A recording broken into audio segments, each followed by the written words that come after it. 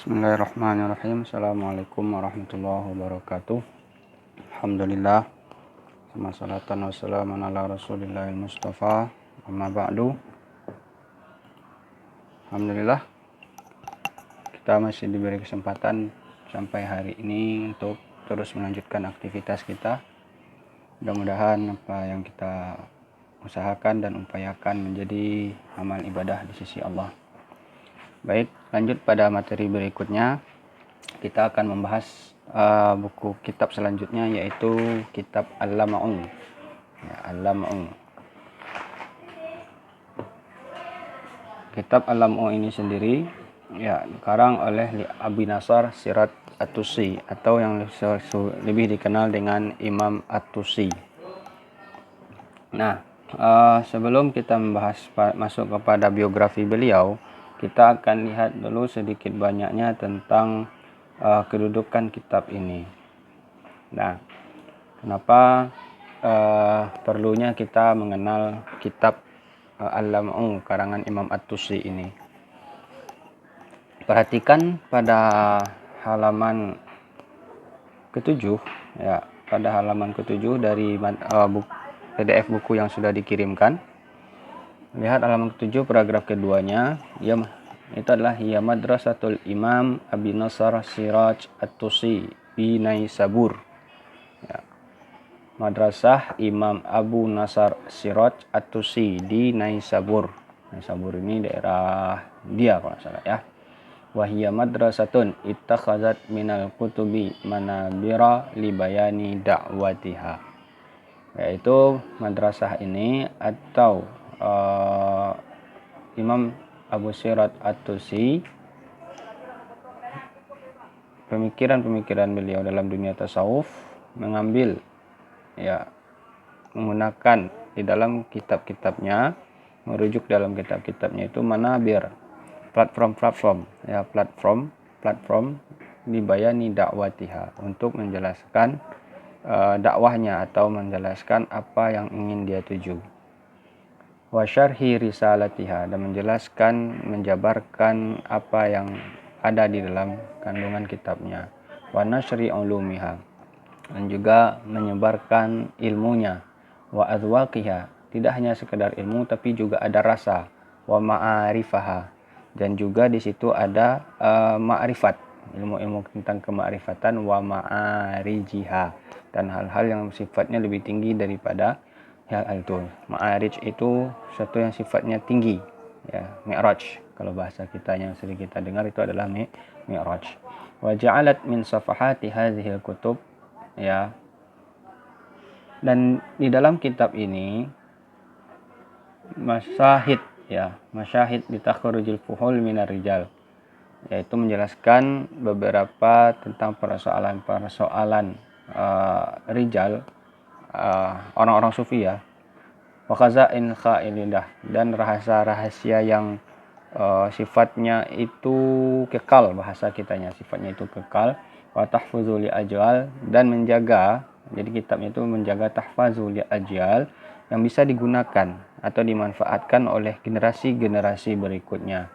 Hadzat turas al-mudi al-azim, jadi salah kitab Al-Lama'un ini disebut juga salah satu kitab klasik al-mudi, yang memberikan pencerahan ataupun penerangan yang begitu dahsyat ataupun begitu besar, atau memberikan pengaruh yang besar begitu bagi generasi-generasi setelahnya yang ingin mendalami tentang dunia tasawuf. Wa sahibul lam'i, pengarang kitab Al-Lama'un ini huwa Abu Nasr Sirajut Tusi, dia adalah Abu Nasr Siraj At-Tusi, wa huwa bihaqqin, dan menurut para ulama dia adalah satu kitab atau muallif kitab, dan salah satu kitab yang kompeten, yang memiliki salah satu pengarang yang paling besar pengaruhnya dalam dunia sufi. Dan Abu Siraj At-Tusi ini dari kitabnya Al-Lama'un, ustazuhum, artinya apa? Ustadz atau gurunya atau marja'nya orang-orang sufi setelah generasinya. Jami'an bila istisna, tidak ada keraguan dari kalangan ulama terhadap kapasitas beliau dalam ilmu tasawuf. Termasuk juga dengan kitab beliau ini. Jadi kitab beliau ini adalah salah satu kitab rujukan para sufi setelahnya. Orang-orang yang mengenali tentang dunia sufi atau ingin mengenali tentang sufi, maka salah satu kitab yang wajib untuk dirujuk adalah kitab Al-Lam'u karangan Imam At-Tusi ini. Ya, Iktafa atharuhu al-Hajwiri. Ya, salah satu contoh dari muridnya yang terkenal juga itu adalah yang kita bahas kemarin, yaitu Imam Al-Hajwiri atau Al-Hujwiri, terserah boleh ya, dalam kitabnya Kashful Mahjub. Dalam kitab Kashful Mahjub yang sudah kita bahas sebelumnya. Ya, kita Kashful Mahjub punya keunikan dan identitas tersendiri, dan ini juga nanti akan kita lihat di mana identitas dan keunikan dari kitab ini. Wa tatalammaz alaihi Abu Abdurrahman As-Silmi, dan juga sudah belajar kepadanya itu adalah Abu Abdurrahman As-Silmi, sahibut Tabaqat As-Sufiyah ya. Itu otomatis sedikit pengarang kitab Tabaqat As-Sufiyah, juga merupakan guru murid dari Imam At-Tusi. Wa Ali As-Silmi tatalammaz Abdul Karim Ibnu Hauzan Abul Qasim Al-Kushairi, sahibu risalah Kushairiyah, dan setelahnya juga ada kitab yang standar yang biasa digunakan untuk pemula bagi dalam orang yang untuk mendalami dunia tasawuf, itu adalah risalah Kushairiyah atau risalah imamnya Kushairi. Jadi itulah diantara murid-murid ataupun murid-murid beliau baik secara langsung ataupun secara tidak langsung, artinya apa, yang merujuk dalam penulisan kitab-kitabnya kepada karangan Imam At-Tusi, yaitu kitab Al-Lam'u ini. Fa mu'alliful lam'i idzan. Nah, adapun jadi pengarang kitab Al-Lam'u ini qad ya anjabat madrasatuhu al-aqlama al-kabirah. Ya. Madrasah di sini tidak mesti hanya dalam bentuk madrasah formal ya, sekolah formal. Tapi bisa saja madrasah itu dari adalah murid-murid yang lahir dari karena mengkaji kitab beliau, karena mengkaji tentang pemikiran-pemikiran beliau. Lahirlah para murid-murid yang lahir dari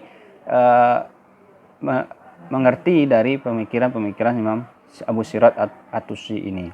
Karena jarak mereka berbeda ya. Imam Abu Sirat At-Tusi ini pada abad ketiga, sedangkan Imam Kushairi Imam Hajwiri itu pada abad kelima. Jadi madrasahnya itu maksudnya adalah metode-metode ya, platform yang dikembangkan oleh Abu Sirat At-Tusi dalam bukunya ini sudah melahirkan para pengarang-pengarang kitab sufi atau melahirkan kalangan-kalangan sufi yang begitu besar pengaruhnya bagi generasi setelahnya dan pada masa setelahnya, dan pada hari ini masih digunakan juga sebagai rujukan bagi kalangan yang mempelajari dan mendalami tentang dunia tasawuf. Nah, kama ihtadanat hadhil madrasah wa hafizat lana aidan turathal Junaid wa talamidahu wa rijalahu fa asbahat madrasatus Siraj wahdaha abrat tarihi al-mahjah allati yaluzu biha. Jadi kama ihtadanat ya. Ihtadanat itu, hadanah itu artinya taman kanak-kanak ya. Bahasanya ihtadanat itu sudah membina, yang melatih, mendidik hadhil madrasah wa hafizat lana aidan, dan sudah menjaga. Jadi di samping mendidik, mengajarkan, dan juga menjaga kepada kita turasal jadid Imam Junaid wa talamidahu. Di antaranya adalah menjaga tentang bagaimana beberapa prinsip tentang tasawufnya Imam Al-Junaid, dan talamid dan murid-muridnya Imam Rujaid dari Jalahu, dan orang-orang yang mengikuti sufi dari kalangan murid-muridnya Imam Junaid. Ya, fa'as binuriha, ya, dengan pencerahan, otomatis dengan pencerahannya. Wa ibadur rahmanul ladzi istahdafu wajahu subhanahu wa ta'ala. Dan tidak hanya itu, dan ibadur rahman maksudnya apa? Orang, dan menjaga juga. Jadi nanti kita bahas kenapa ada Imam Junaid di sini. Dan ibadur rahman, dan orang-orang ataupun para salikin, bahasa kita ibadur ladzi istahdafu wajahu subhanahu, yang mengharapkan ridho Allah subhanahu wa ta'ala. Ya, dari yang menjaga, ada koridor-koridor, ada platform-platform yang dibikin oleh Imam At-Tusi dalam kitabnya, sehingga bisa menjaga perihal-perihal yang menjadi kebutuhan dalam dunia sufi, ataupun sekalipun hal-hal yang menjadi perdebatan di dalam dunia sufi dijelaskan oleh Imam At-Tusi. Imam Al-Junaid ada kontroversial, tapi Imam Al-Junaid menjelaskan di dalam kitabnya nanti tentang persoalan-persoalan Imam Al-Junaid dan persoalan-persoalan yang dibutuhkan oleh orang-orang yang membutuhkan ataupun butuh petunjuk menuju jalan sufi. wa sa'adu biqulubihim bi azamatihim ilal ufuqil a'la. Ya, wa sa'adu, yang bagi orang-orang yang ingin bagaimana caranya dengan hatinya, ya, bi azamatihim, dengan kegigihannya, ilal ufuqil a'la, ingin mencapai kepada tempat-tempat yang tinggi, ya, kedudukan yang tinggi, ma'ala'il a'la, dengan sehingga bisa bersama dengan Allah Subhanahu wa taala, wa yastankifuna an ibadati rabbihim, dan tidak mengingkari, ya, beribadah terhadap kepada Tuhan mereka, wala yaftaruna an dzikri rabbi, dan tidak pernah mereka merasa bosan terhadap zikir ataupun beribadah terhadap Allah Subhanahu wa taala. Nah, inilah salah satu bentuk efek ataupun salah satu kandungan yang terdapat ataupun keunggulan yang dimiliki oleh salah satu kitab Imam At-Tusi ini. Ya, dia menjaga dan menjelaskan platform-platform ataupun ketentuan-ketentuan, menjelaskan poin-poin ataupun subjek-subjek, ya, yang dibutuhkan oleh orang-orang, baik itu terhadap hal-hal yang menjadi perdebatan di dalam dunia sufi atau hal-hal yang dibutuhkan oleh seorang sufi sehingga dia bisa, ya, taraki, ya, naik ataupun mi'raj menuju bersama sampai kepada Allah ataupun bisa merasakan bersama dengan Allah Subhanahu wa taala. Nah, ini salah satu yang kita perhatikan dalam kitab Abu Sirat At-Tusi ini. Nah, di antara persoalan-persoalan yang berkembang, ya, lihat pada halaman 8, ya, lihat halaman 8 itu pada baris terakhir, paragraf terakhir. Ini pendapat dari Imam Abu Sirat At-Tusi sendiri. Ya, pendapat Imam Abu Sirat At-Tusi sendiri, tapi lihaza najidu a'immat at-tasawuf munzul qarni tsalits al-hijri wa hum yuhadziruna wa yunziruna. Ya. Sebelumnya kita lihat ya, pendapat salah seorang mustasyrik ataupun orientalis, yaitu Nicholson. Nicholson berkata, dalam sudah diterjemahkan ke dalam bahasa Arab seperti ini. Wa lihaza najidu awail mu'allif fi tasawuf yuradiduna al-inzar wa tahdzir min al-wuqu' fi wahdatil wujud. Ya. Perdebatan abad ketiga. Kemarin kita sudah bahas perkembangan tasawuf, ya, dari abad pertama, abad kedua, dan abad ketiga sampai abad kelima. Pada abad ketiga itu disebut dengan Disebut dengan nadaj, ya, itu masa kematangan, ya, masa kematangan atau berkembangnya secara pesat pemikiran-pemikiran dalam tasawuf. Walihadza najidu awail muallifin tasawuf, maka pada masa awal-awal, ya, ketika kitab tasawuf ini dibukukan, kita mendapatkan bahwasanya yuradidunal inzar wa tahdzir, banyakkan konten-kontennya berisi hanya tentang peringatan-peringatan dan ancaman-ancaman terhadap agar orang-orang yang masuk ke dalam dunia tasawuf tidak terjebak pada konsep widatul wujud. Maka tadi ada hubungannya dengan Imam Al-Junaid, ya. Wa yukarrirunal qaul, dan saling mengulang-ulang kata, yang mengulang-ulangkan pendapat di Allah Ta'ala mukhalifun li hawadis, ya, mukhalafatun tammatun, ya. Jadi pada terjadi perdebatan atau perkembangan dalam dunia tasawuf pada masa abad ketiga, ya. So, ini sudah masuk juga abad ketiga. Imam At-Tusi juga berada pada abad ketiga. Nah, pada masa ini ada perkembangan dalam pemikiran-pemikiran tasawuf, itu membatasi ataupun memberikan peringatan. Banyak ditemukan hal-hal yang memberikan peringatan tentang orang-orang yang masuk kepada dunia tasawuf, yaitu peringatan ataupun ancaman bagi orang-orang yang terjebak dalam konsep wahdatul wujud, di mana pada masa itu perkembangan wahdatul wujud, di mana pada perkembangan awalnya, di mana wahdatul wujud menjadi sesuatu yang momok orang yang menakutkan di tengah-tengah kalangan umum masyarakat Islam, seolah-olah wahdatul wujud ini bermakna adalah menyatu dengan Allah secara zat. Nah, makanya pada perkembangan pendapat pada masa ini mengatakan bahwasanya, ya, itakadzu bidzatihi kufran wa dalalan. Dianggap orang-orang yang memiliki pemahaman seperti ini, yang mengkaji tentang tasawuf sampai kepada konsep wahdatul wujud, disebut kufur dan tersesat, kufur dan dolal. Nah, selanjutnya wala jidala, ya, tidak ada perdebatan fi anna tasawuf islami munzu fajril awal qad ibtala Ya, tidak ada perbedaan pendapat bahwasanya memang sejak adanya persoalan-persoalan tasawuf dalam dunia Islam, ya, sejak munculnya tasawuf itu sendiri, qad ibtala kama betuliyat ya ma'arif al-islamiyah kafah. Ya, sudah diuji ataupun sudah mendapatkan banyak tantangan-tantangan, perdebatan-perdebatan ataupun serangan-serangan kepada tasawuf itu sendiri. Bidkhala'il adnya sulukan wa qaulan, ya, dengan adanya orang-orang yang memiliki argumentasi-argumentasi tersendiri tentang tasawuf itu sendiri, yaitu maksudnya adalah rongrongan terhadap tasawuf itu sendiri. Banyak tasawuf itu sesat, tasawuf itu macam-macam, sampai pada titik kekafiran atau kufur, ya, sampai titik kekufuran. Nah, lihaza najidu a'immat tasawuf munzul qarni tsalis al-hijri. Nah, makanya dengan ini kita melihat pada abad ketiga ulama-ulama tasawuf ulama-ulama tasawuf wahum yuhadziruna wa yanziruna kana aktsar manzirin asbaqam Imam Syirot At-Tusi. Nah, yuhadziruna wa yanzirun, ya, mereka sangat memperhatikan ataupun sangat memberikan peringatan ataupun batasan-batasan dalam makan akbaru manzirin asbaqahum al-Imam Syirot At-Tusi. Nah, Ayakul Syirot fi muqaddimatil kitab al-Lam'um. Nah, Imam Syirot At-Tusi menjelaskan, ya, ini fenomena yang kita bahas di atas itu kita sebut sebuah fenomena, ya. Bagaimana pada masa itu ada rongrongan terhadap dunia tasawuf itu sendiri, ya, dan rongrongan terhadap orang-orang sufi itu sendiri, ya. Maka Imam Syirot At-Tusi mengatakan, wa'lam anna fi zamanina hadha, ya, maka pada zaman kami ini kasurul khaiduna fi ulumi hadhihi ta'ifah.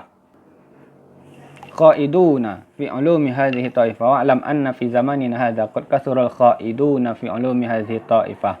Nah, perhatikan pada zaman kami ini banyak sekali orang-orang yang berjuang, ya, membahas tentang fi ulumi hadhihi ta'ifah. Maksudnya dalam dunia tasawuf ini banyak orang-orang yang berjuang meluruskan ataupun memberikan pemahaman tentang dunia sufi ini. Waqad kasura aidan al-mutasyabbihuna bi ahli tasawuf wal musyiruna ilaiha. Tapi di samping itu banyak juga orang-orang yang mengaku sebagai sufi. Nah, ini juga persoalan, ya. Wal musyabbihuna biha ilaiha, dan menyandarkan diri mereka kepada persoalan-persoalan sufistik. Wal mujibuna anha, ya, dan wajibuna anha wa an masailiha. Dan juga banyak orang yang sebenarnya bukan seorang sufi, ya, tapi berbicara tentang sufi. Ini persoalannya juga. Jadi banyak wanita. Wa kullu wahidin minhum yadifu ila nafsi kitaban qad zakrafahu. Dan masing-masing itu, ya, jadi ada orang sufi, ada orang yang mengaku sebagai sufi, ada orang yang apa istilahnya, ya, mengaku sebagai mengerti tentang dunia sufi. Banyak mereka memiliki menulis, ya, banyak juga menulis kitab. Dan setiap mereka itu menulis kitab masing-masing, ya. Qad wa kalaman alqahu wa laysa bimustahsin minhum zalika. Nah, mereka banyak juga berpendapat, ya, tentang persoalan-persoalan sufi, wa laysa bimustahsin minhum zalika. Tapi mereka bukan pakarnya. Mereka tidak mengalami apa yang namanya pengalaman sufistik, ya, pengalaman rohani, dan tidak mendalaminya, tidak menjalaninya, tapi hanya mengaku sebagai seorang sufi. Ini menurut Imam Syirot At-Tusi.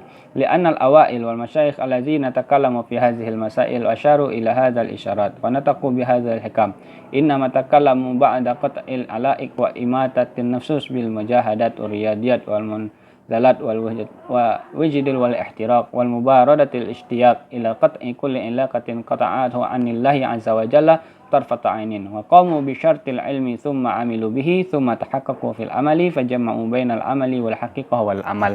Ingat, langsung saja kepada paragraf yang ini, poin terakhirnya, ya. Kenapa disebut seperti itu? Ya, kenapa ada yang mengaku, ada orang yang punya kitab tasawuf tapi mereka bukan orang tasawuf, bukan ahli tasawuf, tapi berbicara tentang tasawuf. Nah, persoalannya adalah ini, ada ketentuan bagi seseorang yang ingin menulis tentang tasawuf.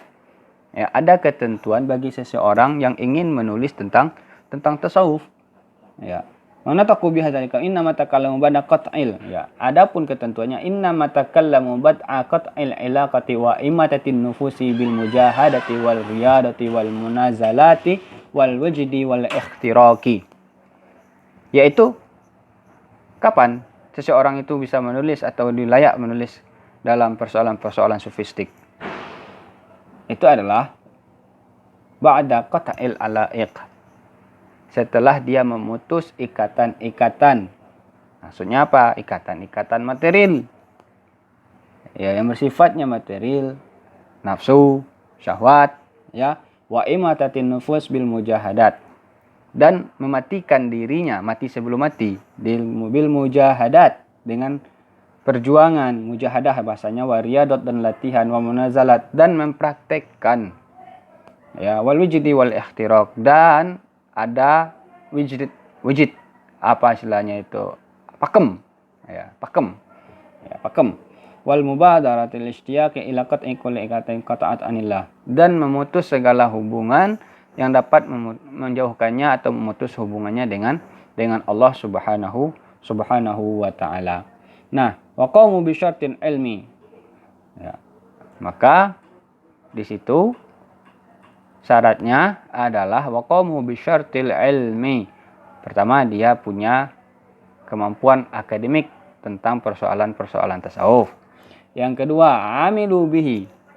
Tidak hanya sekedar ilmu, tapi juga mengamalkan ilmu-ilmu tersebut. Tsumma tahaqqaqu fil amali. Nah, sampai dia bisa merasakan atau memahami hakikat dari sebuah amalan yang dia kerjakan. Fajama'u bainal ilmi, maka harus ada 3 komponen di situ yang disyaratkan oleh seseorang yang ingin menulis ataupun menulis tentang persoalan-persoalan tasawuf atau berbicara tentang persoalan tasawuf, yaitu al-ilmu wal haqiqah wal amal. Dia harus paham ilmu, dia harus paham memahami hakikatnya, hakikat dari sesuatu itu, baik yang zahir maupun yang tidak zahir, dan al-amal, dan mengamalkannya. Amalan seorang sufi itu tidak hanya berada pada persoalan-persoalan zahiriah atau lahiriah saja, tapi juga ada persoalan-persoalan batiniyah. Maka dikatakan tadi ada di antara kalangan orang manusia itu pada abad ketiga itu yang bukan ahlinya tasawuf berbicara tentang tasawuf. Banyak orang yang menuduh tuduhan terhadap tasawuf, ya tuhmatun, yang menuduh, ya, tasawuf itu sesat, tasawuf ini dan segala macam, dengan segala macam cobaan dan ujian yang menerpa, ya, kalangan sufi pada waktu itu. Faizan, ya, al-qaiduna fi ulumi tasawuf wa masailahum wa mutasyabbihun lil khala' muhajjibin qad kasara fil ufuq yusufun dzulqarnil awal al-islam wa sirat yuhadhiru minhum wa yushiru ilaihim. Nah, Imam Sirat Tusi di sini, ya, mencoba untuk, ya, memberikan bahasanya apa ya, kalau semacam klarifikasi bukan juga, ya, peringatan lah bagi orang-orang yang berbicara tentang tasawuf tapi tidak ahli atau tidak mendalami dunia sufi. Nasyirun summa yad'u qa'idatan dhahabiyatan litasawuf. Dengan cara apa? Dengan cara membuat platform, memberikan desain kerangka dalam dunia tasawuf, ya, qaidatan zahabiyatan li tasawuf wa sufiyah, ya, ini kan kaidah-kaidah yang relevan, yang bisa diterima, yang istilahnya kaidah zahabiyah itu, zahab itu kan emas, ya, bahasanya emas yang sangat berguna lah, itu bahasanya. Kaidah-kaidah yang sangat berguna bagi li tasawuf wa sufiyah, bagi orang-orang ingin mendalami dunia tentang tasawuf, ataupun orang yang ingin menjalani dunia tasawuf, atau bagi orang-orang yang ingin mengenal tasawuf, atau bagi orang-orang yang ingin menjalani dunia sufi, gitu. Innahum ulama qamu bi syartil ilmi thumma amilu bihi thumma tahaqqaqu fil amali fajama'u bidzalika bainal ilmi wal amal. Lihadza kana sufiyya abra tarikh namazid li jalalil khalqi wa ruhi wa namazid lil kamalil ta'biri ilmani namazid aghayatan samiyatin fi ufuqil amali wal ma'rifah kama yaqulu masinun inna rijal ma'rifah sufiyya fil islam kanu daiman namazid allati tuqaddimu lana asura al hayyah al mufakirin al kibar fil islam. Yaqul masyair islam Muhammad Iqbal innal islama inda sufiyyati ya'khudhu tabi'an minal jamali wal kamali wal insaniyah al aliyati wal ukhwatil alamiyah la tajiduhu fi islami lil fuqaha wal mutakallimin. Jadi ada beberapa tokoh. Jadi alasannya tadi ya, kita lihat runut lagi ke atas. Salah satu alasannya kenapa Imam Surat At-Tusi menulis tentang kitab Al-Lam'u ini, karena Imam Surat At-Tusi ada sebuah kekhawatiran ataupun sebuah panggilan ruhani, panggilan jiwa yang terjadi pada waktu itu karena banyaknya serangan terhadap orang-orang sufi ataupun sufistik atau sufisme. Ya, banyaknya serangan yang dihadapi oleh orang-orang yang menjalani dunia sufi. Karena ya banyak orang-orang yang berbicara tentang persoalan-persoalan sufi, tapi dia tidak mengalami perjalanan-perjalanan seorang sufi. Karena menurut Imam Surat At-Tusi, orang-orang yang ingin menulis ataupun berbicara ataupun mengomentari tentang persoalan-persoalan sufi, maka dia harus memiliki 3 hal. Yang pertama adalah ilmu tentang persoalan-persoalan sufi. Yang kedua adalah amal. Yang ketiga, memahami hakikat. Nah, pemahaman hakikat ini tidak bisa karena seseorang mengalami perjalanan spiritualnya masing-masing. Antara satu orang dengan orang yang lain memiliki pengalaman dan perjalanan spiritual yang berbeda-beda. Makanya Imam Surat At-Tusi mengatakan banyak orang-orang pada waktu itu bukan ahli sufi, bukan seorang sufi, tapi berbicara tentang persoalan-persoalan sufi.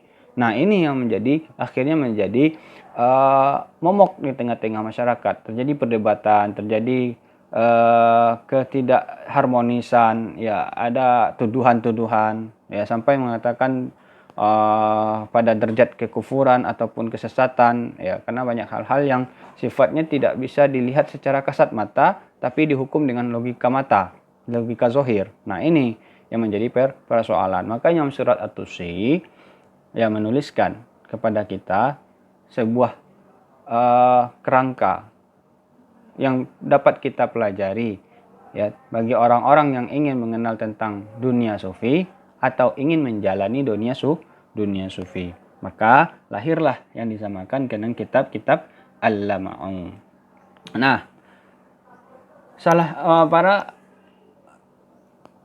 orientalis sendiri melihat, ataupun ada dari kalangan tokoh pemikir Islam sendiri memiliki pendapat seperti ini. Salah satunya adalah Muhammad Iqbal. Ya, lihat halaman itu 9 pada paragraf terakhir, innal islama inda sufiyyah. Nah, adapun Islam menurut kalangan orang-orang sufi. Nah, ini. Annal islama inda sufiyyah ya'khudhu tabi'an minal jamali wal kamali. Ya, memiliki dimensi yang indah dan sempurna. Wal insaniyah al alamiyah, dan kemanusiaan yang universal, nilai-nilai kemanusiaan yang memiliki nilai-nilai kemanusiaan yang universal. Wal ukhwah al alamiyah, dan persaudaraan yang universal. Wala najiduhu fil Islam lil fuqaha awil mutakallimin. Dan ini kami tidak mendapatkannya menurut Iqbal ya dari orang-orang fikih ataupun orang-orang kalam. Nah, itu pendapat dari Muhammad Iqbal. Nah, kita lanjut pada halaman ke-10.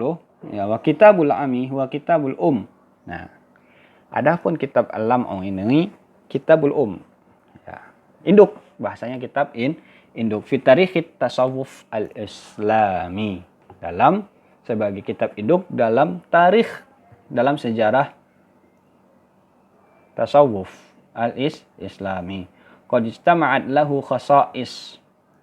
Di dalamnya ada keunikan-keunikan, keutamaan.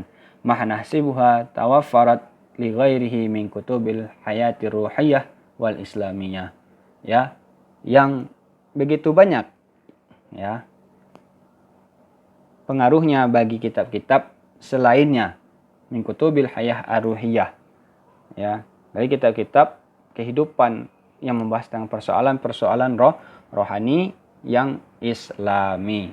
Ya, fahuwa aqdamu marja'i sufi al-islami. Dan dia merupakan ya, salah satu kitab rujukan ya sufi yang paling awal ya. Wa huwa fawqa hada akbar hadhil marja' wa awthaqaha wa agzaruha madatan. Ya. Adapun pujian yang lainnya tidak hanya sekedar itu, akbaru hadhil marja' ya. Sumber referensi utama. Ini kan sumber referensi utama, wa awthaqaha, dan yang paling dapat dipercaya, wa agzaruha madah, dan yang paling tinggi apanya ya bahasanya, wa agzaruha, yang paling dapat dipetik buahnya, yang dapat dipetik hasilnya ya, wa angqaha jauharan walafzan, dan yang paling terjaga baik secara